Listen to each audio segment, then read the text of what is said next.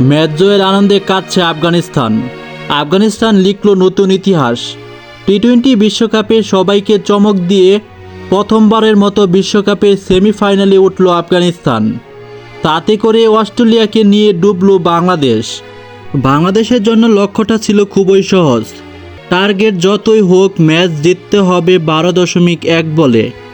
Run ছিল 116, সেটা তো করতে পারেনি, উল্টা ম্যাচ হেরেছে। বলে বলে রান দরকার ছিল, সেটা করতে পারেনি বাংলাদেশ। বাংলাদেশ 105 রানে অল আউট হয়েছে। সহজ ম্যাচটা সহজভাবে আফগানিস্তানের হাতে তুলে দিয়েছে।